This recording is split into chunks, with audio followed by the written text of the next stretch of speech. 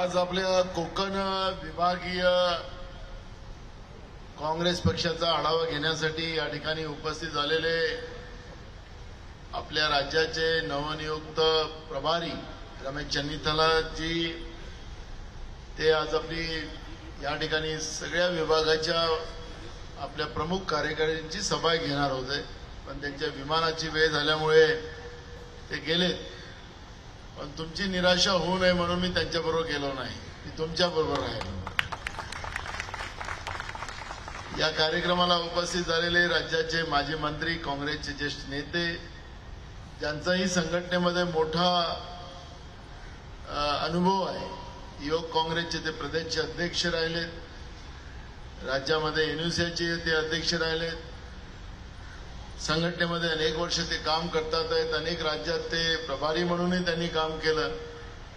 आणि आता मी तुम्हाला भिवंडी लोकसभेसाठी ज्या व्यक्तीला आम्ही दिलं ते राज्याचे माजी मंत्री आणि समजजी, दुसरे आपले इथले प्रभारी ज्यांचं संघटनेमध्ये मोठं काम आहे तेही राजेश शर्माजी, आदरणीय तारिकजी, या कार्यक्रमाला उपस्थित झालेले आपले भिवंडी आपल्या ठाणे ग्रामीणचे अध्यक्ष दयानंद चोरगेजी, नवी मुंबईचे अध्यक्ष अनिल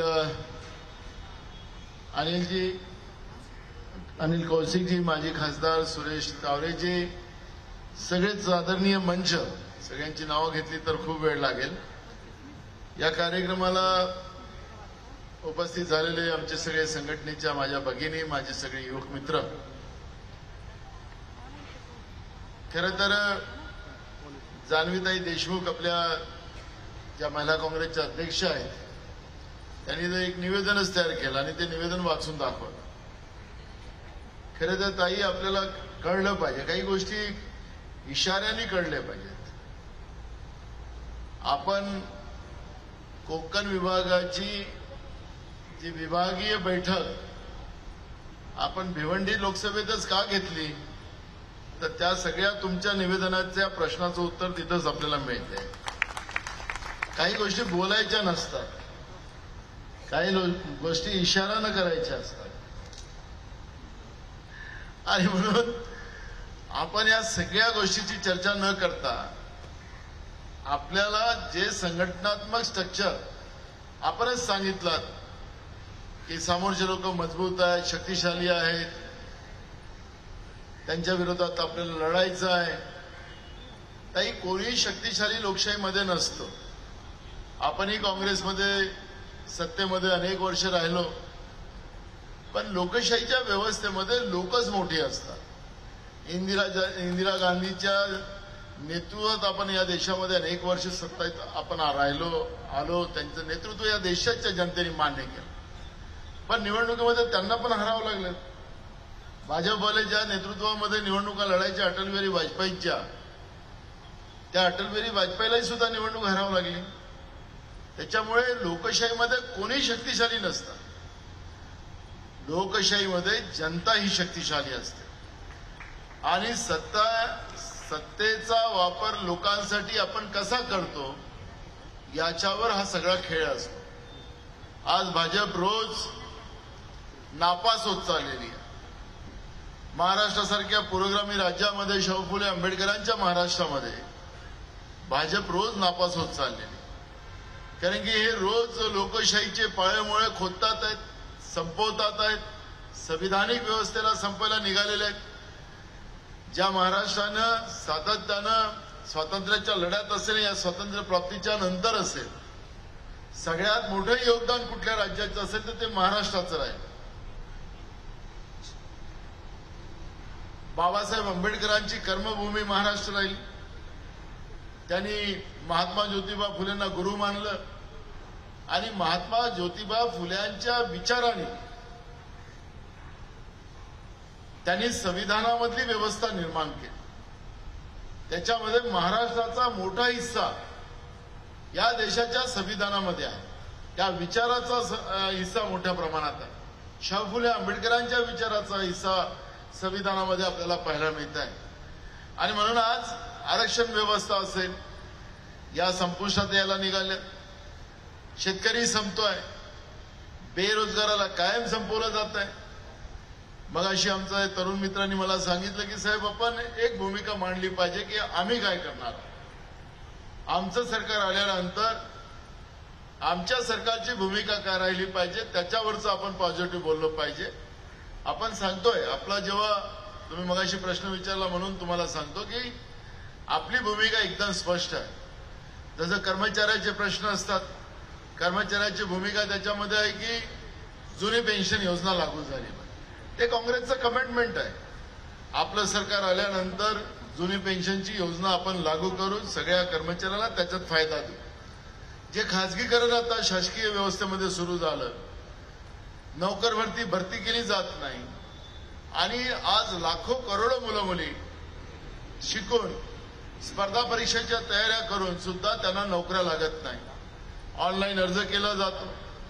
पटवाऱ्यासारख्या साध्या वर्ग 4च्या पदामध्ये कसा भ्रष्टाचार झाला. काल पण मुंबईच्या रेल्वे स्टेशनवर पटवाऱ्याच्या भरतीमध्ये जो गोंधळ झाला त्याच्या विरोधात लोकांनी, त्या तरुण मुला मुलींनी आंदोलन केलं.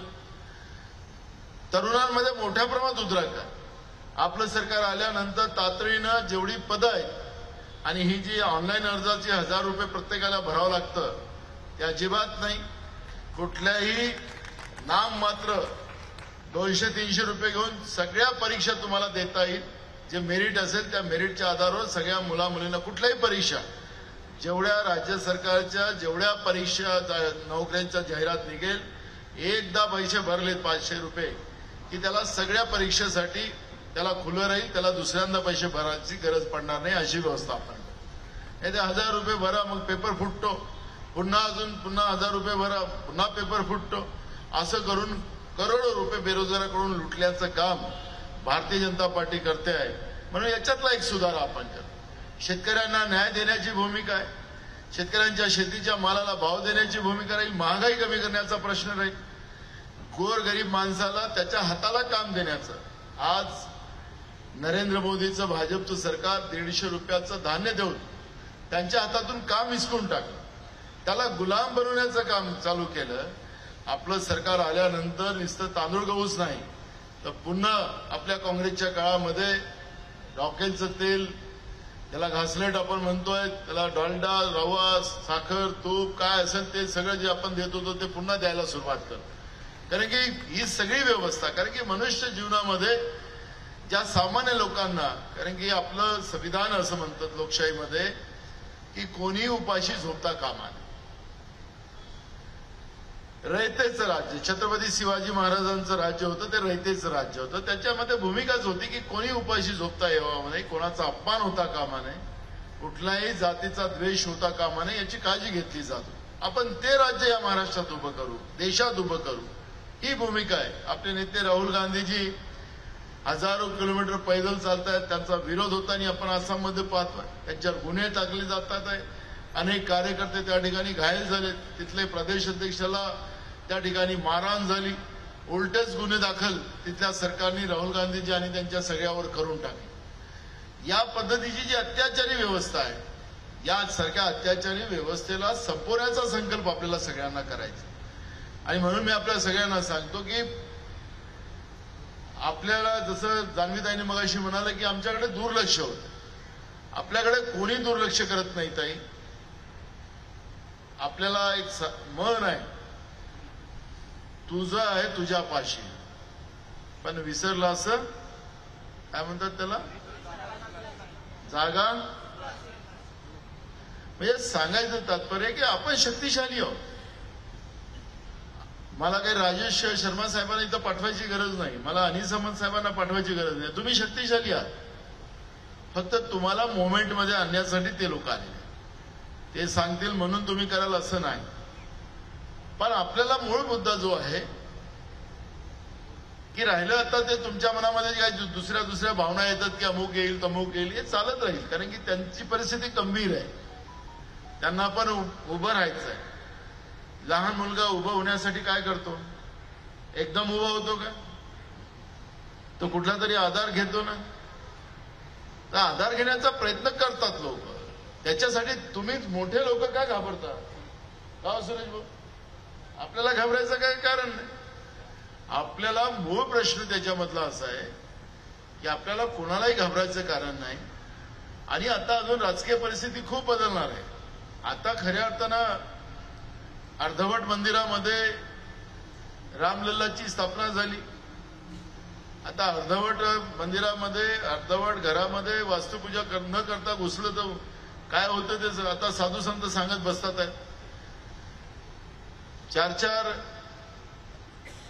शंकराचार्यांचा त्याला विरोध आहे, पण त्यांनी केलं.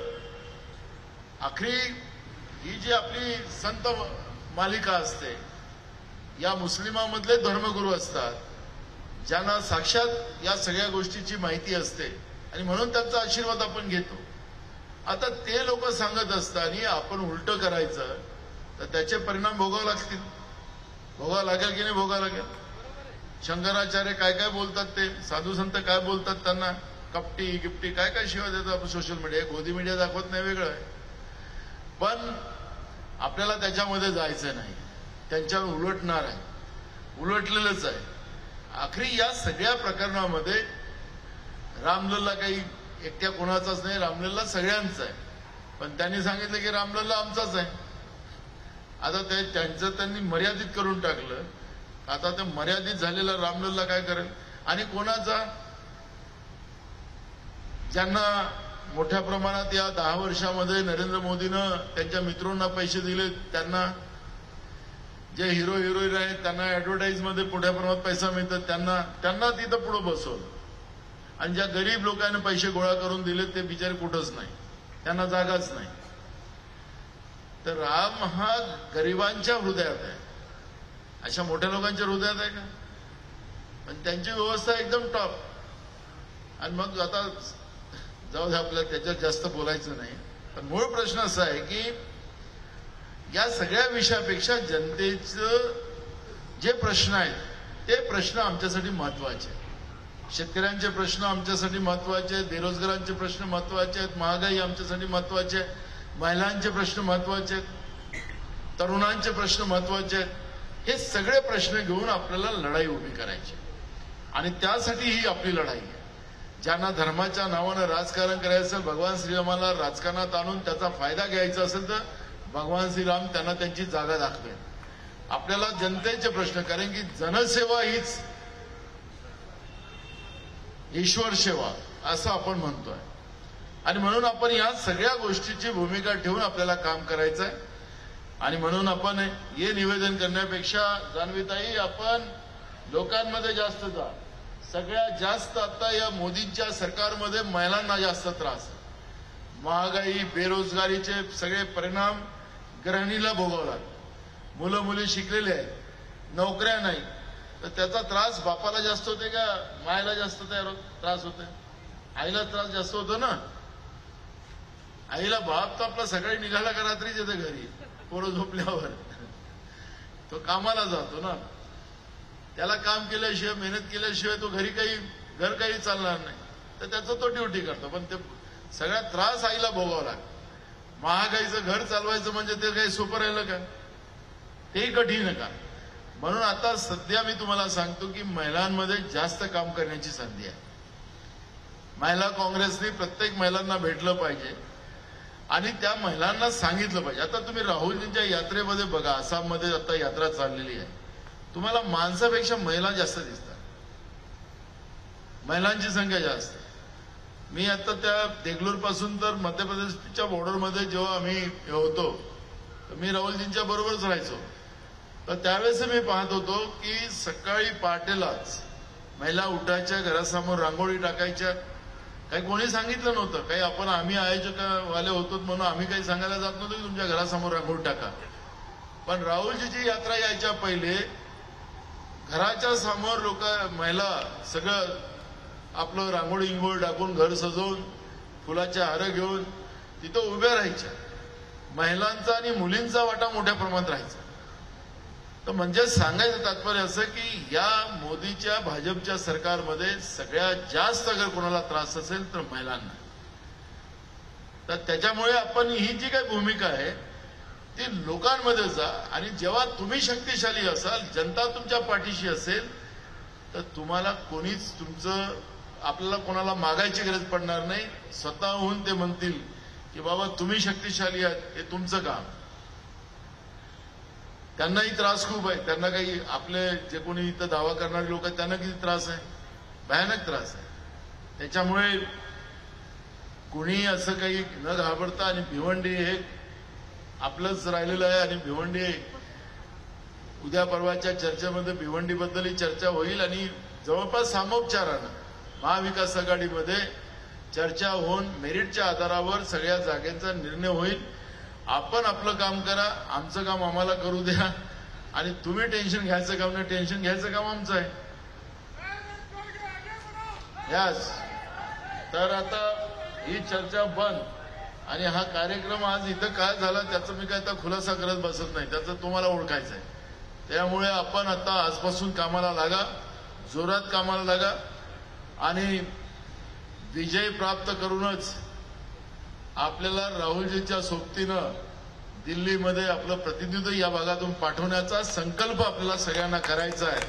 त्याच्यासाठी आजची मीटिंग या ठिकाणी घेण्यात आलेली होती.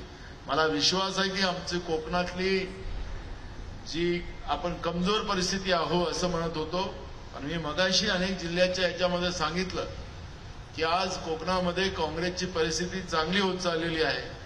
चांगले निकाल पुढच्या काळामध्ये कोकणामध्येही सुद्धा काँग्रेसला आपल्याला पाहायला मिळणार आहे. ग्रॅज्युएट मतदारसंघाची तयारी सुरू आहे आपली. ग्रॅज्युएट मतदारसंघातही आपण चांगलं काम करतोय, आणि त्याच्यातही, आणि आता तुम्हाला एक गोष्ट सांगतो, महिला काँग्रेसला 138 रुपये आता आपण जवळपास सगळ्याकडून घेण्याचा एक संकल्प करा. काँग्रेसला 138 रुपये आम्ही दिलेले आहेत. काँग्रेस पक्ष माझा आहे. जिथं आपण पैसा लावतो, थोडासा आपला घामाचा पैसा जिथं जातो, तिथं आपलं पण सुरू होतं. काही गोष्टी फुकट मिळाल्या तर त्याला काही किंमत नसतं, पण तुम्ही ॲप आहे तो ॲपला तिथल्या तिथं प्रमाणपत्र येतं. काही त्याला हे नाहीये, 420पणा काहीच नाही. तिथल्या तिथंच त्याच्या 138 रुपयाचंही प्रमाणपत्र येतं. आपण त्याला जे काही वाटतं त्याला मदत करायची त्या पद्धतीने, पण मिनिमम 138 रुपये आपण महिलांना सभासद बनवण्याचं काम आपण सुरू केलं. तर मी काँग्रेसची सदस्य आहे, मी काँग्रेसमध्ये माझे 138 रुपये दिलेले आहेत. ही भावना तयार होणं हा त्याच्यातलं मोठं काम होऊ शकतं. आणि म्हणून मी आपल्याला सांगतो की आपण सगळ्यांनी ताकदीनं या मतदारसंघात कामाला लागावं, पूर्ण कोकणात कामाला लागावं असं आव्हान मी या ठिकाणी करतो. आणि विशेष करून माझी जबाबदारी आहे की आज आपण ठाणे ग्रामीणच्या अध्यक्षाला या विभागीय आढावा बैठकीची तयारी करायला सूचना दिलेली होती. त्यांनी योग्य तयारी केली, सगळ्यांना चांगलं जेवण दिलं भरपूर. एबीपी माझा, उघडा डोळे बघा नीट.